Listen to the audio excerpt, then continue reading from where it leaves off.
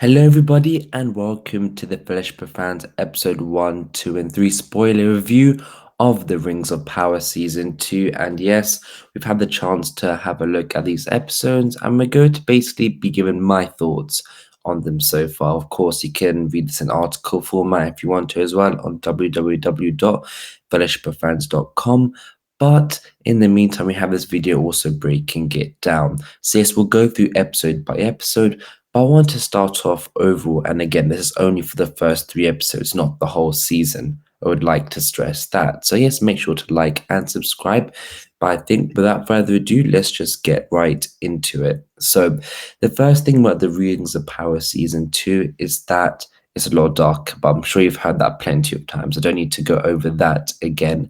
But the one thing I noted, which I was quite happy about in the end, is that has moved away from the extensive world building and dive straight into the action with, of course, some of the big battles on the horizon, such as the Battle of Eregion. And the first 3 episodes does feature some of the longer-awaited fan moments from the books, and we will get into that, and of course, whether that was done correctly or successfully from a lore and a television standpoint.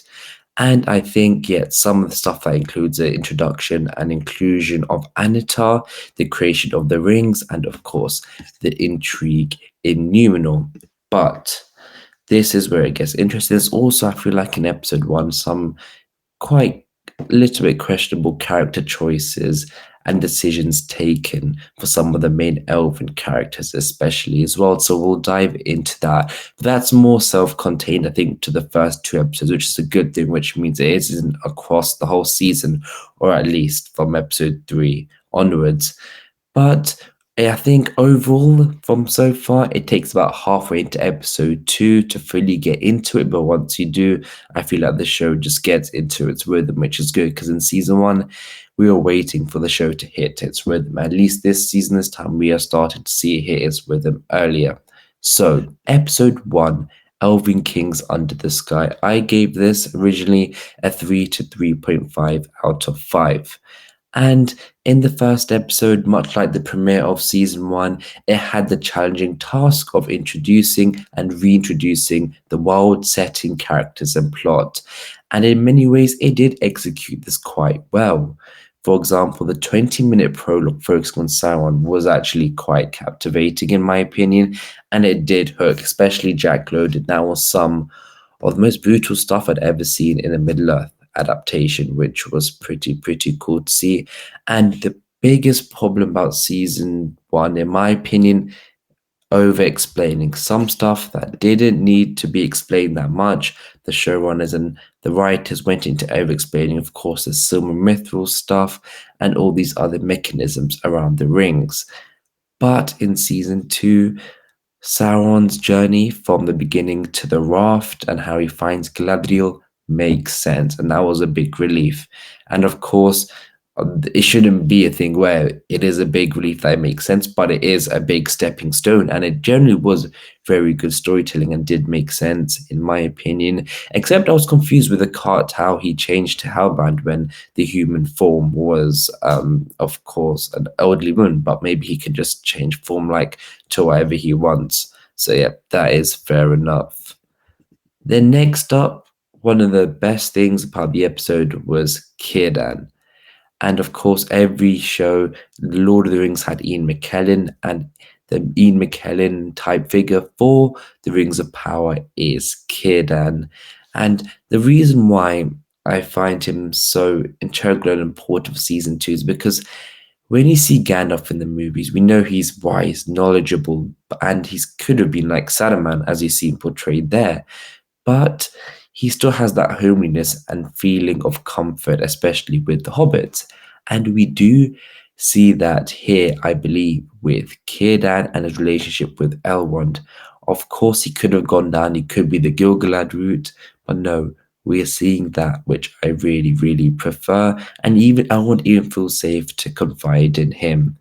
And I feel like Elrond feels a bit isolated, and having Círdan there was a good anchor. But so some of the stuff Ben Daniels is brilliant, but the one thing about this, of course, apart from the shaving, I have no clue what was going on with him shaving his beard, by the way. don't know, maybe they'll come back to that later on.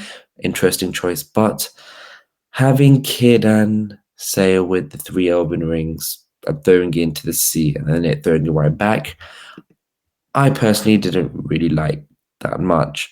I feel like maybe you could have gotten at least Elrond to do that, even though it is a bit silly. I feel like with someone as wise as Círdan, who knows that that Sauron's taint isn't on these three rings, why would you then go throw the rings into the sea?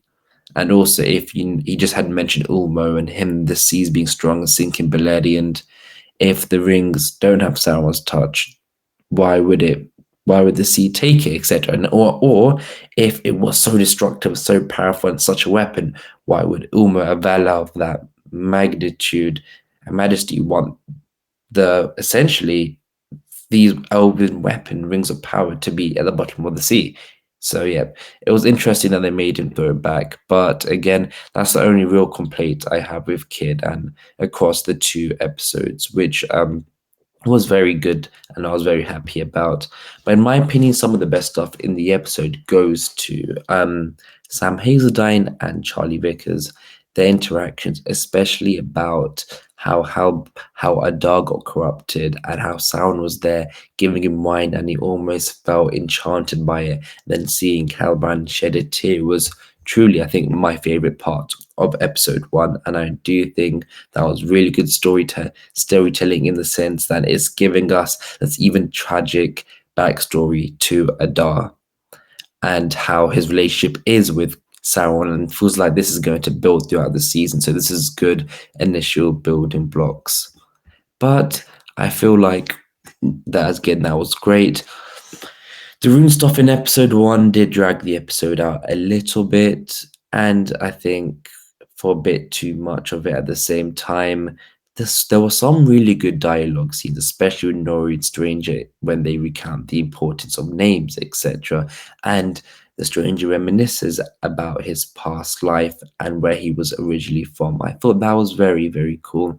But beyond that, I feel like because Amazon have mentioned that we're going to be seeing them meet Tom Bombadil, I feel like we're all waiting for them to meet Tom Bombadil. I feel that's a bit of a problem with showing it so early with episode 1 and 2 and 3 is that we are waiting for that interaction. So just waiting for this plotline to get forward a bit. So I will also mention that I thought Megan Richards brought a lot of humor, which was pretty nice as well.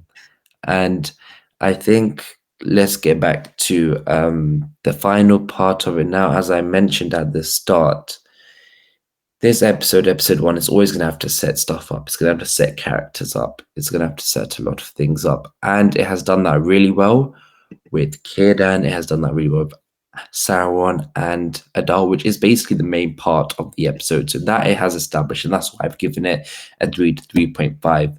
But the stuff I really didn't really like was this whole Lyndon Elrond Galadriel Gil-galad limbo that's going on, the continuous arguing and just the fighting over the rings, the fact Elrond jumped over off a waterfall and essentially then swam to the Great Havens was pretty very questionable.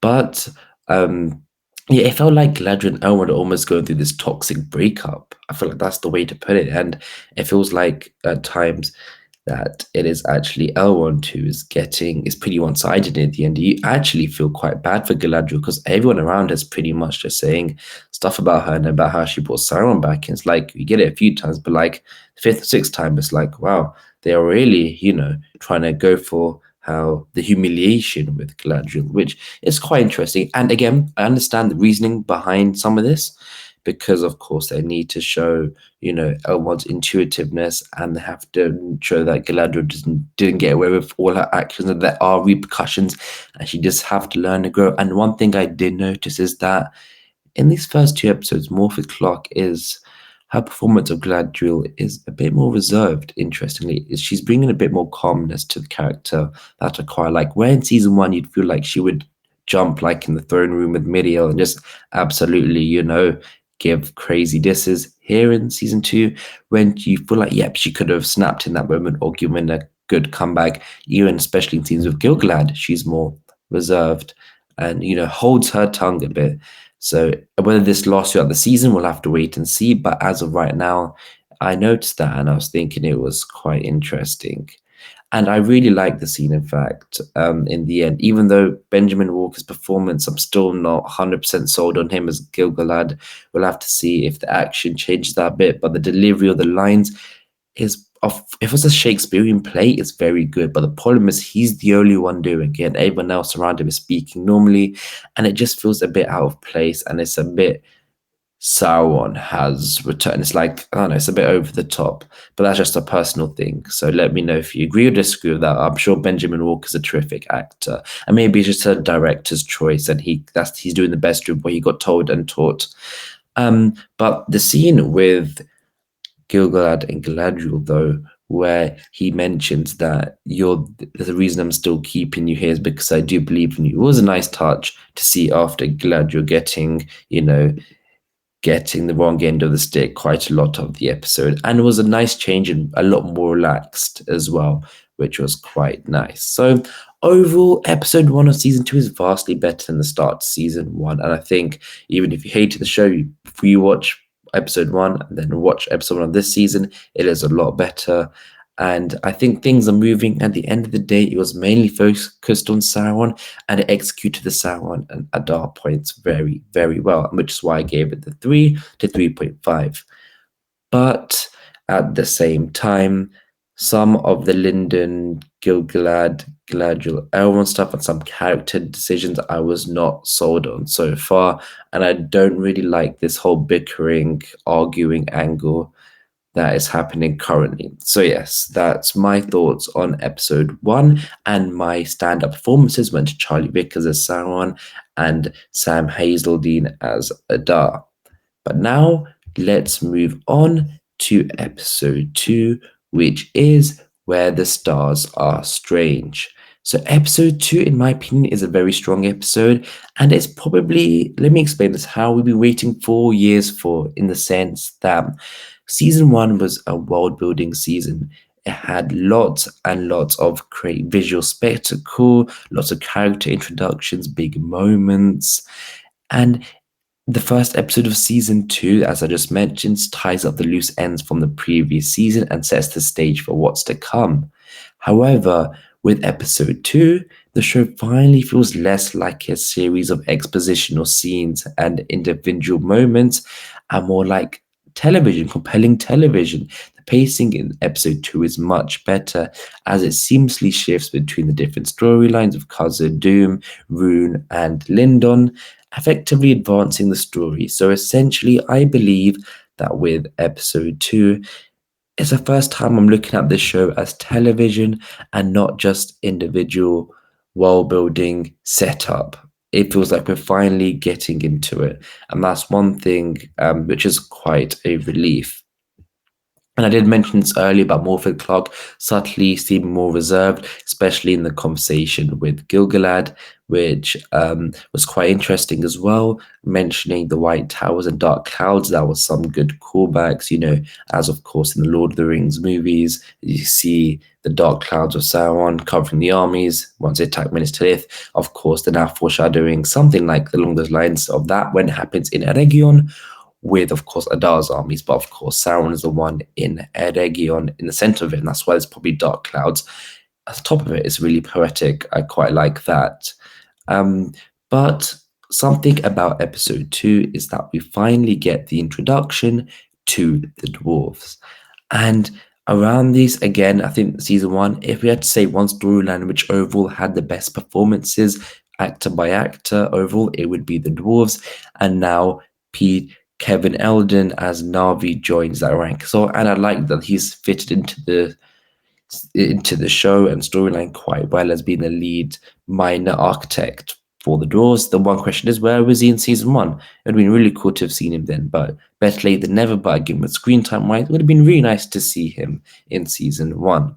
So one thing as well about this episode is that during the third and during the fourth reunion was mightily needed, and the fact we're progressing towards that was very, very good, because I felt like if it's gone beyond 3 episodes, it would have started to get a bit lethargic.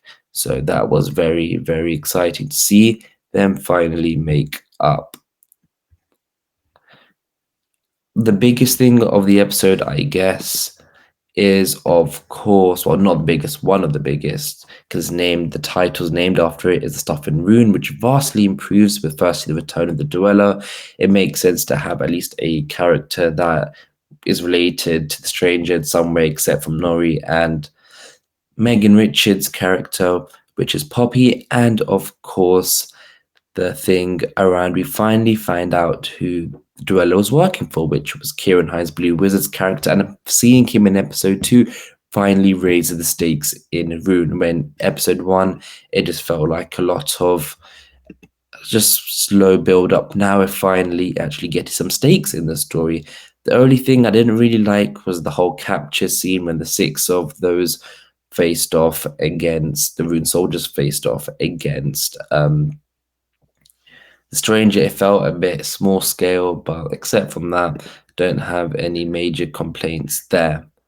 But the strongest part of episode 2 again is without a doubt the dynamic and relationship between Charlie Vickers and Celebrimbo, and the whole Anatan Celebrimbo storyline. Of course, these two actors, Charles and Charlie, work off each other so well, and the show has started to move away from over-explaining and justifying things through adapting and reworking the lore, such as the Silmaril, Mithril stuff of season 1, and instead we just see what we wanted to see for ages, just their interaction and of course the deception.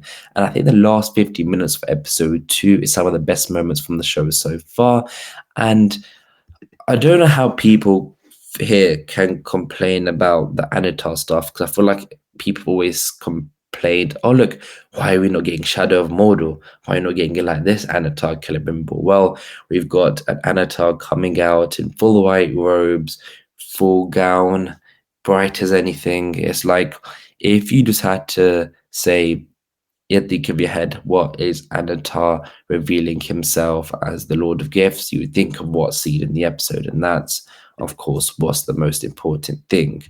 So that is very, very cool. And overall, episode 2 delivers mostly all round, is a great episode of storylines progressing and progressing in a way which is central to the shenanigans happening in Eregion and Anatar as well. It is clear now that Anatar is central to it all, which is very, very important and good. And the best performances in this episode for me are Charles Edwards as Celebrimbo and Charlie Vickers as Anatar. Now, episode 3, The Eagle and the Scepter. I like this episode. Oh, sorry, I also mentioned for episode 2, I gave that a 4 out of 5 episode, but it'd be, in my opinion, 3.5 to 4. Episode 3, The Eagle and the Scepter, is quite interesting, and the reason for that is because of this. We get our finally our introduction to Numenor. It has taken a while, but we have finally made it there. And we see some of the more lesser storylines, the runes, the even Lindon, Círdan storylines, that's all gone to the side for a bit, and we're going to see some of the other storylines. You see Aronde as well. But I really loved Numenor because it's straight political action. And for once, we are seeing Numenor where it's not directed by Galadriel's actress, because I remember in season 1, it felt like the story was going on and was going with the plot. It wasn't like the show was going forward because the characters are making decisions for themselves, to making decisions designed by the plot. But in season 2, we are seeing these characters like Eärdion, Emma Horvath, Kemen, Leon Wadham, and Valander, Alex Tarrant taking more center stage. And the scene in the pub between all these characters and Lord Belzegar, Will Keen, and Barazon, Tristan Gravel was a very good scene. And you're starting to see the divides here and who's on which team and how this is all going to work. And I say this feels more like television in regards to the fact that it feels like its own separate story and feels contained in a way that we can see the motivation of all the characters. Elendil is interesting, but he seems a bit more of just a support to Midiel at the minute. Hopefully we get to see his role expanded a bit more. But Some of the best stuff were the scenes between Cynthia and I Robinson Midial and Tristan Gravel Farazon, especially the stuff around the ropes. That is very interesting, and the reason why it is because I feel like it's against that symbolic nature of the faithful versus the kings when they're talking about the past and the present and what that could mean in relation to, of course, the coronation, which we will get on to now, which I feel like the stuff with the eagle was interestingly done. I hope it's explained why the eagle chose Farazon or whether there was a mix-up and he was meant to choose Midiel. And of course, we know the marriage has to get in here at some point, and it'll be interesting whether they go with this without the marriage. Of course, it's a forced marriage between Farazon and Midiel, and we'll just see whether the show takes it there. So that is quite interesting as well. And I feel like the final scenes and moments in Numenor in episode 3 sets the story up perfectly for the Faithful vs. Kingsmen escalation of the events that unfold, and hopefully we get to see it fleshed out. And the reason I say hopefully is because so far we're nearly next week's episode 4, and we've probably seen just around 20 minutes of Numenor so far. Even though some of the best stuff we've gotten so far, it's just not enough. There's not enough screen time for these characters, not enough screen time for this to develop. It's crazy that we're in season 2, episode 2, and Farazon's already basically becoming king. I would have thought that progression would have taken a lot longer instead of happening within 15 minutes in episode 2. And again, it's great what we saw because it is lore stuff and it's stuff that's interesting, intriguing, and it keeps the story going. But I just wish we could see more of Numenor, and it just always makes you think about, imagine we had our own show around just what's happening in Numenor, even a season dedicated to it would have been great. So again, it's still good to be reserved, as maybe this is where the Numenor story picks up, going from episode 4 and onwards, but I do potentially worry if the show will do the storyline justice in this season. But the big caveat to that is that this is not the Numenor season. Numenor season will come. This is Region and Anatar and Sauron season, mainly Sauron season. And I feel like this is just a something that's going to have to be taken into account. And Numenor is something that's going to have to wait its turn. But it's promising of what we're seeing from it so far. But the stuff I really liked from episode 3 was of course, Isildur stuff, because it feels like we're seeing less of that bratty attitude and more of him just becoming himself. And the stuff in, oh my god, in Shelob's lair, I'd say, even though it's not Shelob's lair, it's Shelob's pre-lair because it's on the ground, it's not Kenneth Ungol, was quite reminiscent of Frodo in Shelob's lair in The Lord of the Rings. So maybe that was intentional, maybe it's not, because that horror aspect was 100% there, which was very, very scary in a good way.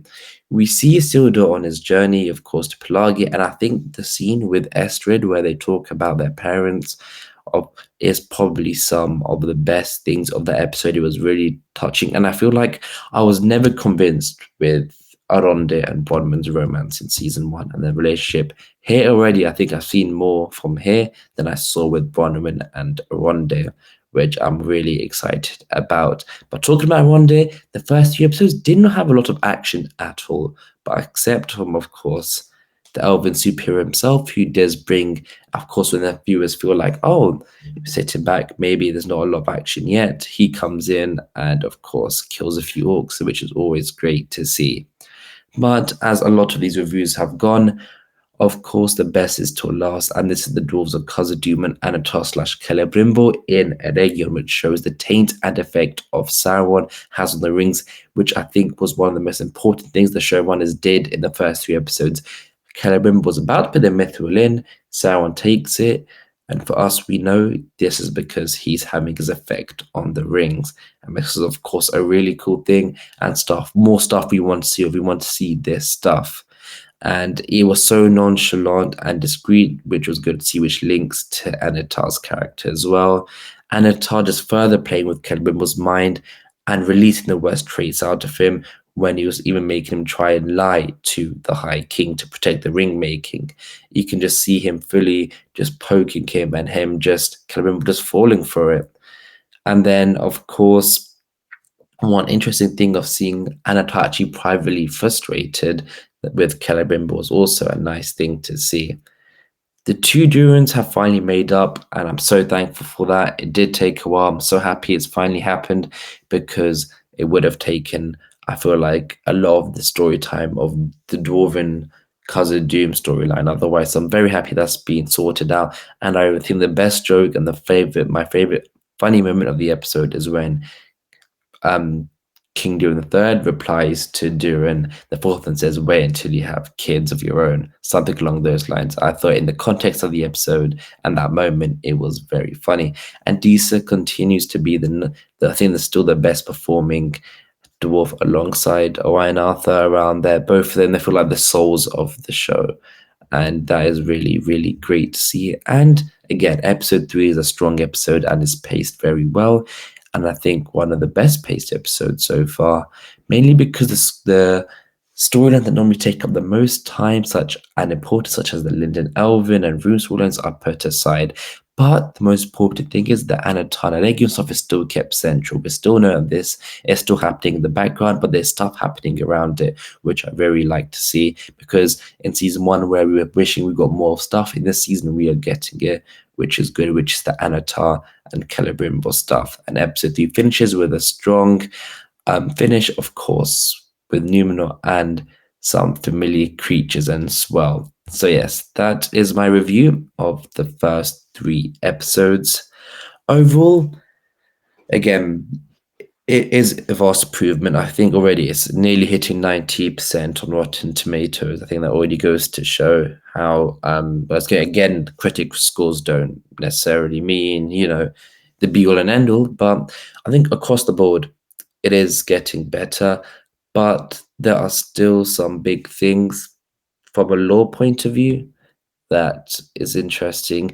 The biggest thing, not the biggest thing, but one of the things for me is that when in the books the rings of power are forged, they weren't made for for dwarves and humans initially, as in the sense that when Anatar's saying it, he's pitching it like, we need to save these other races, we need to save the dwarves, we need to save them humans, we have to save people against Sauron. But in the books, it's more so the fact that all these rings were made, and they're made initially and in the mindset of just for elves. And then the fact that the humans get a hold of them, and of course the dwarves, the reason humans and the men became decepted and became ring race straight away, or it's not straight away, but over a period of time, and the reason they became so susceptible to it was because these were made for elven hands. And I feel like in this show, they're going through the opinion and direction of, no, we need to make them for the dwarves, we make some for the men, we need to help save all of Middle-earth. When instead, I feel like originally I liked the more subtlety that, because Anatar thought, okay, these are for elves, but look, if there's corrupting elves, potentially look how this power could be on men and even dwarves. And of course, because dwarves are sturdier folk, it didn't affect as much there. So that's just one thing. But except from that, and I feel like if you are a lore fan or a book fan, that is something that will be pointed out to you straight away. But that aside, I think the acting performances are brilliant, and I think the most important thing this season needed is Sauron and Celebrimbor to work and to be good, and it is. And that is why I feel like it has gotten off to a good start, because that is the most important thing. Of course, the stuff around Galadriel, Gil-galad, Elrond is stuff we'll still have to wait and see how it goes out, but I am pretty confident in these first few episodes, and please let me know what you guys think in the comments below, whether you agree, disagree, think that this is right, think that this is wrong, or if I'm going too in on the show or not enough. But yes, it is shaping up to be pretty exciting. Again, my highlights personally, again, Anatar Celebrimbor, done very well. Numenor, done very well. Just wish we saw more of it. And the kid and stuff. And of course, Isildur as well. Those are my 3 to 4 highlights. So yeah, thank you guys for watching, and we'll see you next week with more reviews. Goodbye.